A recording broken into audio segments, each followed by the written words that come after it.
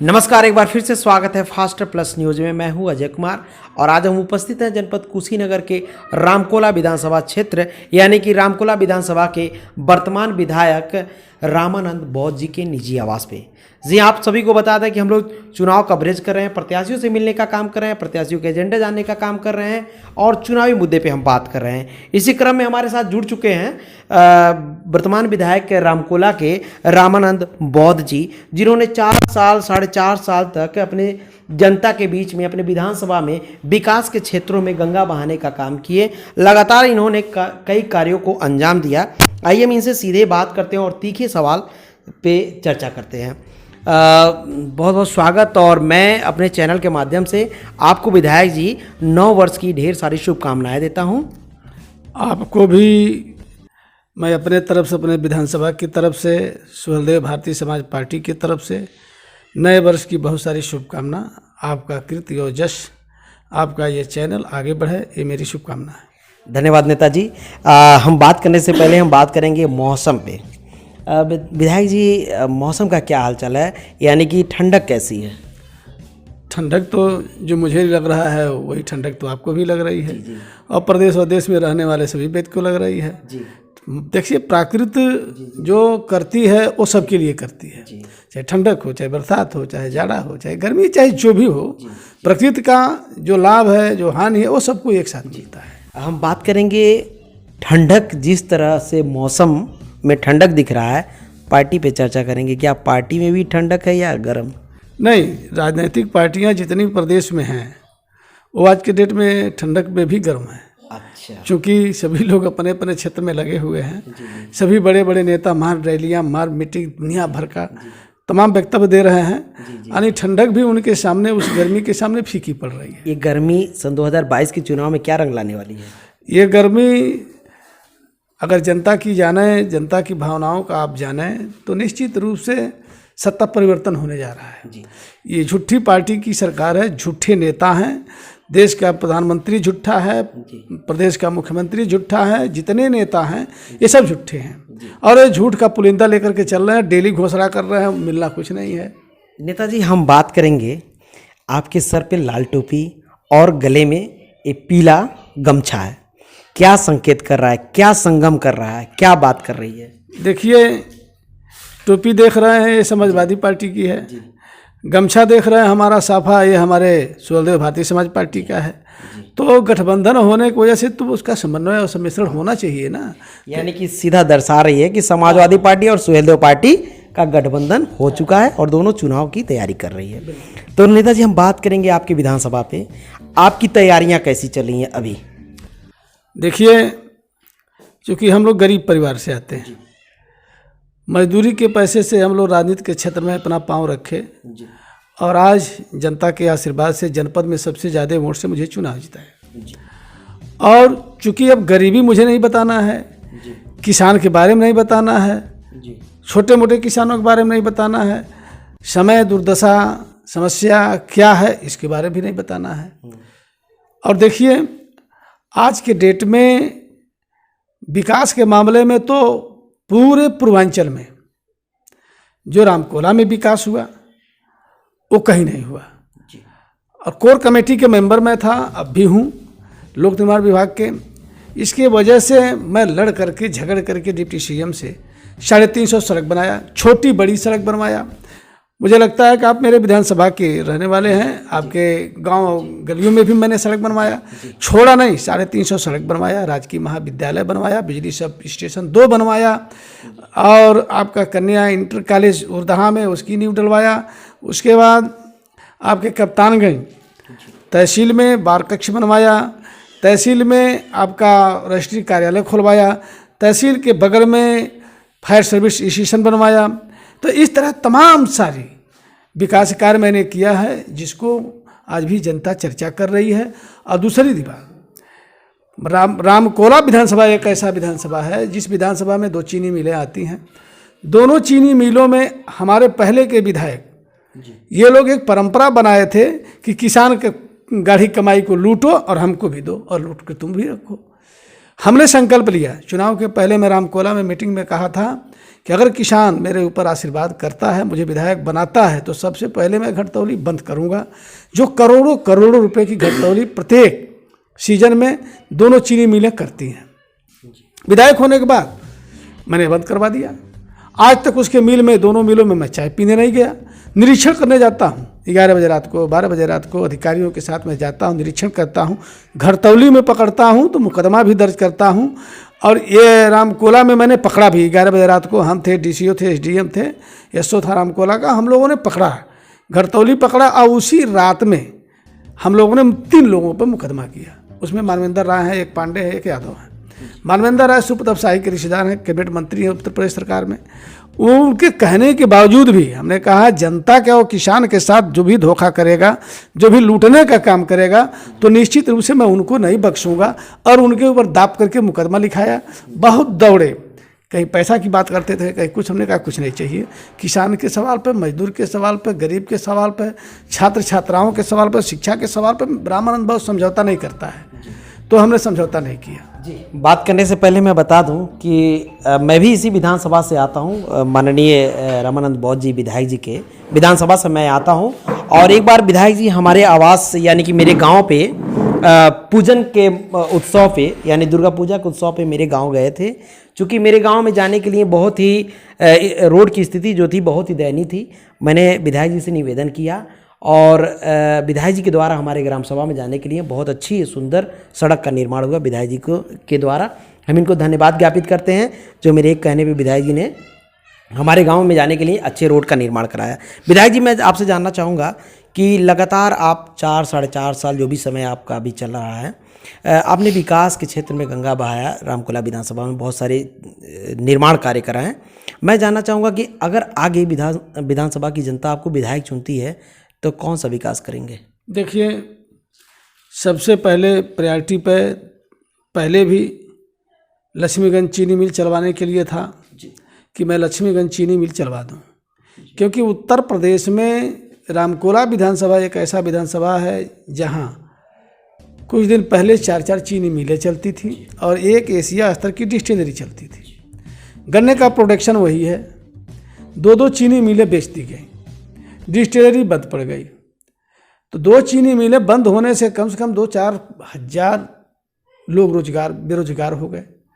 Distillery में हज़ारों लोग काम करते तो बेरोजगार हो गए। ठेला चलाने वाले, खुमचा चलाने वाले, चाय बेचने वाले, मूंगफली बेचने वाले, सबको रोजगार मिलता है, लेकिन लोगों ने बंद कर दिया। अब दूसरी समस्या उस पर ये आ गई कि अब 2 ही चीनी मिलों पर बर्डन हो गया पूरे क्षेत्र के गन्ना का, पूरे जोन के गन्ने का।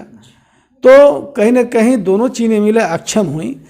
और वो नई चीनी जो मिल बनी, इस समय तो खैर गन्ना जा रहा है, लेकिन उस समय गन्ना बिहार भेजा जाता था, कहीं भेज करके लोग गन्ना का क्रशिंग करा लेते थे।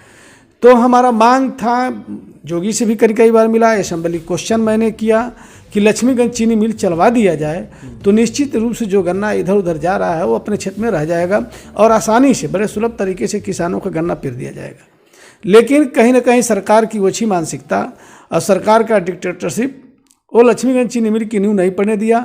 आज भी धरना चल रहा है किसान यूनियन के द्वारा, आज भी लगभग 1.5 महीने हो गए, आज भी वो लक्ष्मीगंज चीनी मिल के परिसर में धरना प्रदर्शन चल रहा है। किसान मांग कर रहा है, लेकिन सरकार बहरी और गूंगी है, अपनी हिटलरशाही में किसी को सुनती नहीं है, न किसी की बात मानती है। अगर बात मानती तो एक विधायक जिस क्षेत्र का रहने वाला है वहाँ के समस्याओं के असेंबली में क्वेश्चन कर रहा है और सरकार नज़रअंदाज कर रही है। तो निश्चित रूप से ये मेरे दिल में एक खटक है कि हम लक्ष्मीगंज चीनी मिल नहीं चलवा पाए। इस संबंध में जो गठबंधन हुआ, आदरणीय ओम प्रकाश राजभर ने गठबंधन किया, मुद्दों पर किया समाजवादी पार्टी से। अगर समाजवादी पार्टी की सरकार आती है तो हम अपने राष्ट्रीय अध्यक्ष महोदय से वार्ता किए हैं कि महोदय सरकार बनने के बाद लक्ष्मीगंज चीनी मिल जरूर चलवा दिया जाए। उन्होंने कहा भी है ठीक है पहले सरकार बनने दो।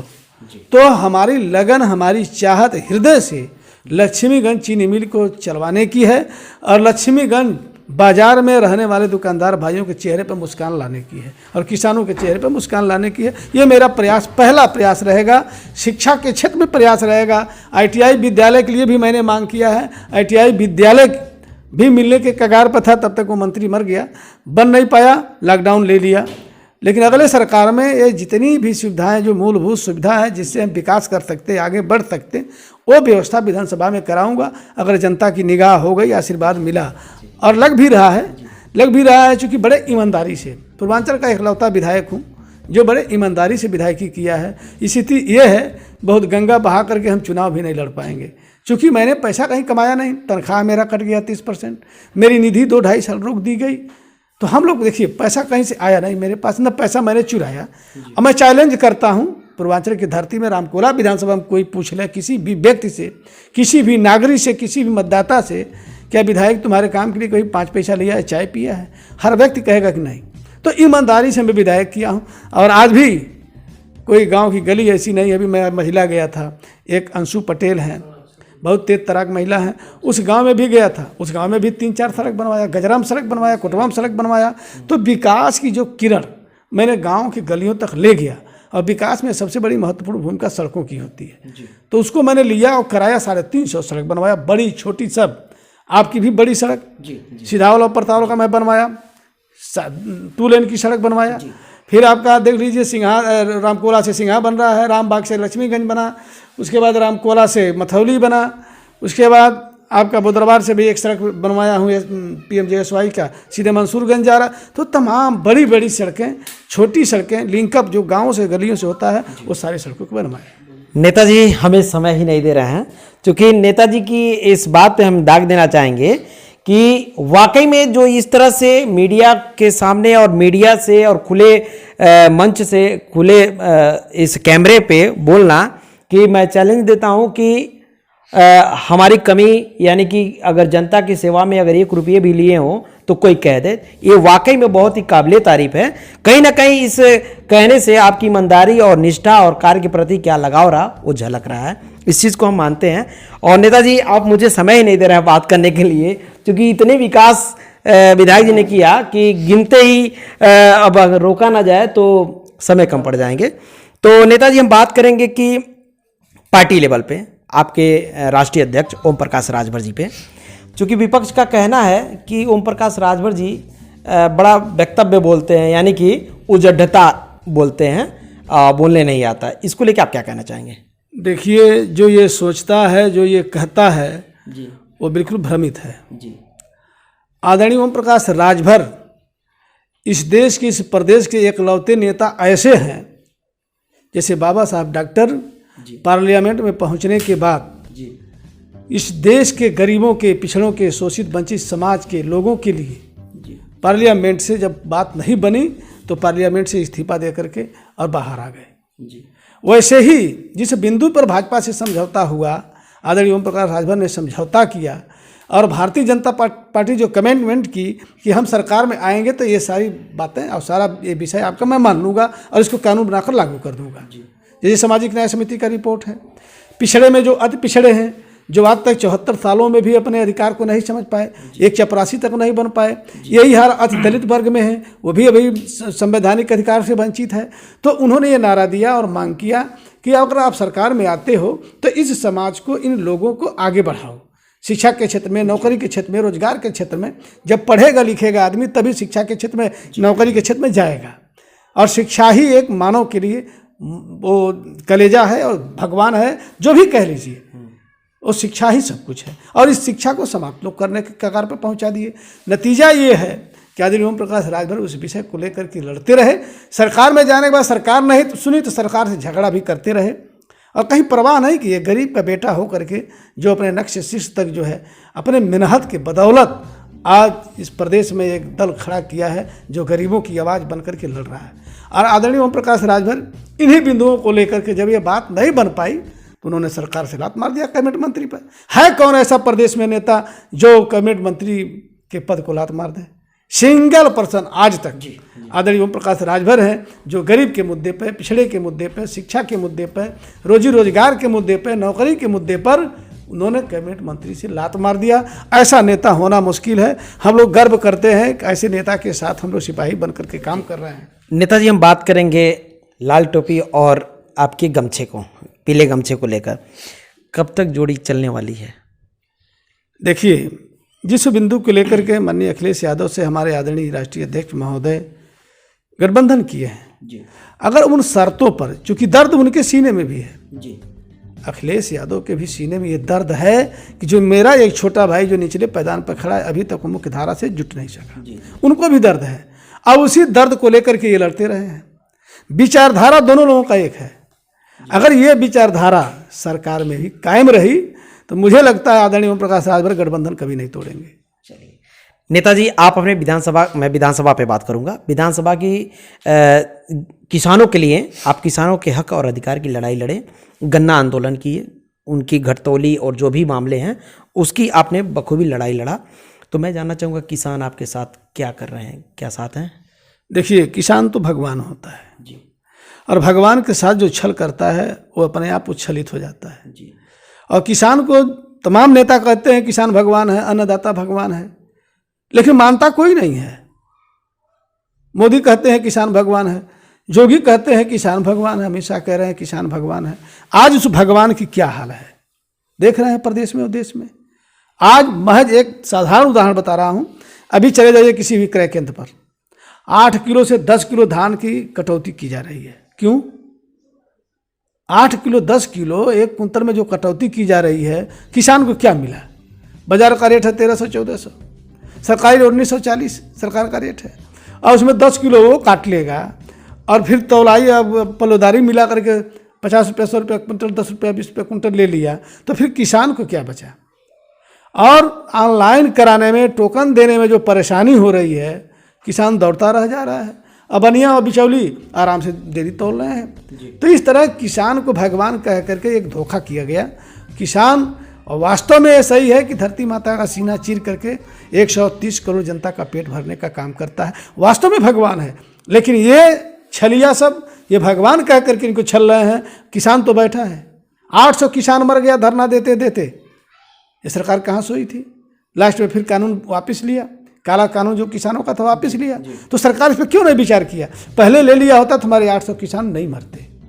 अभी गाड़ी चढ़ा दिया गया, मंत्री का गाड़ियों से रौंद दिया, 9 किसान मर गए, उसमें पत्रकार भी मर गए। ये क्या सरकार करना चाहती है? इधर भगवान कहती है, इधर मार रही है। तो ये सरकार बिल्कुल गरीबों के, पिछड़ों के, दलितों के सवाल पर यह सरकार बिल्कुल बहरी और गूंगी बन चुकी है, और इसका सत्ता परिवर्तन होना जरूरी है। और जनता मन बना लिया है, दलित समाज भी मन बना लिया है कि भाजपा को हराओ और ऐसे जगह लेकर जाओ इसको जो आज के 20 साल पहले था। नेताजी, आपके सब ओबीसी किधर जा रहे हैं? देखिए, ओबीसी के आरक्षण पे क्या कहना चाहेंगे? देखिए, ओबीसी को आरक्षण मिलना चाहिए। जो अति पिछड़ा है, जो सभी चीज़ों से, सभी विकास के रास्तों से वंचित है, उसको मुख्य धारा से जोड़ना चाहिए और जुटना भी चाहिए। आदरणीय ओम प्रकाश राजभर तो यही तो कह रहे हैं जी। जो पा गया पिछड़ी जाति में, जो अपना हक पा गया उसको वहीं रोका जाए, जिसको कुछ मिलबे नहीं किया उसको मुख्य धारा से जोड़ा जाए। जैसे उसमें मोस्ट बैकवर्ड है, बैकवर्ड में कुछ ऐसी जातियां हैं जो 100% दूसरे का हक लेकर के भी तमाम नौकरियों में अपना स्थान बना ली है। लेकिन जो मोस्ट बैकवर्ड है, अति पिछड़ा है, आज भी वो पिछड़ा है, संवैधानिक अधिकार से पिछड़ा है, नौकरी से पिछड़ा है, शिक्षा से पिछड़ा है, उनको मिलना चाहिए, उनको मिलना चाहिए जी। नेताजी, हम बात करेंगे अभी लगातार प्रदेश में अभ्यर्थी जो शिक्षक भर्ती के लेकर मांग कर रहे हैं, यानी कि कल दिनांक 7 तारीख को भी भाजपा कार्यालय का वो लोग घेराव करने वाले हैं, और स्वच्छाग्रही जो दिन रात एक करके ग्राम सभा को ओडीएफ घोषित कराने में अहम भूमिका निभाएं, ये लोग भी मांग कर रहे हैं, अपनी मांग को लेकर सरकार से गुहार लगा रहे हैं। आप क्या कहना चाहेंगे इस पे? बिल्कुल उनको नियमित करना चाहिए। वो जाएंगे कहाँ?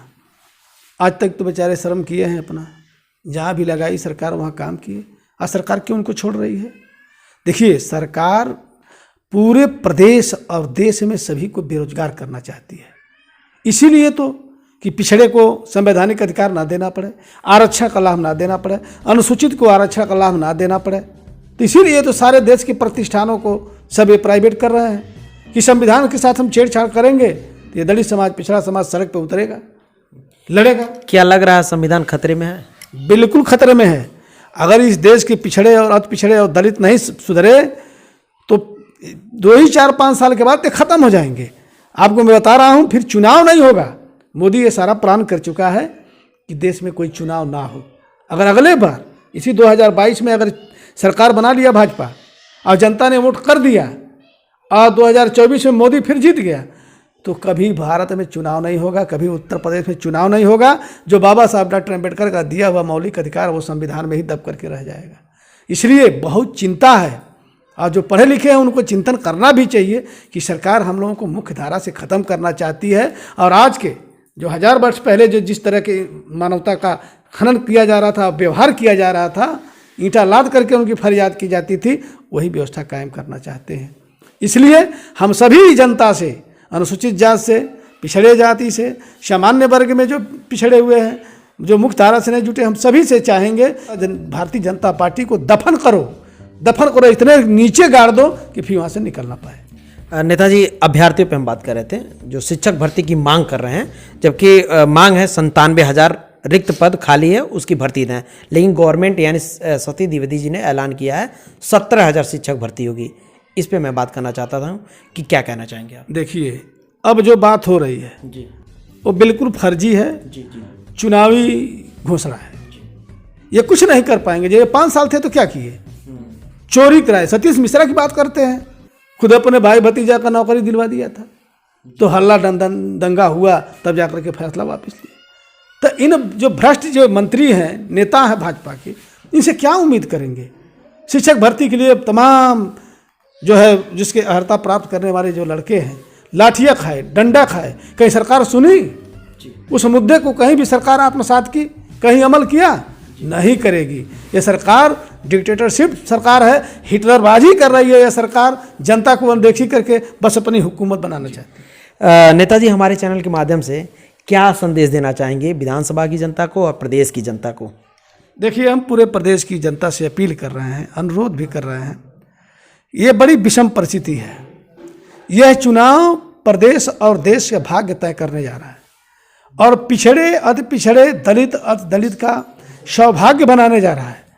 अगर इसमें कहीं चूक गए तो आज 1000 वर्ष पहले की जो व्यवस्था थी वो हम लोग भोगने के लिए तैयार रहें, और हम लोग को उतना ही दिया जाएगा जितने में किसी तरह हम पेट भर लें। ना हमको शिक्षा चाहिए, ना हमको नौकरी चाहिए, न रोजगार चाहिए, कुछ नहीं।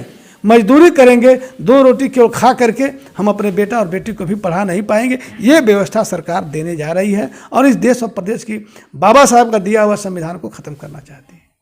धन्यवाद। तो ये रहे वर्तमान विधायक रामकोला विधानसभा के रामानंद बौद्ध जी।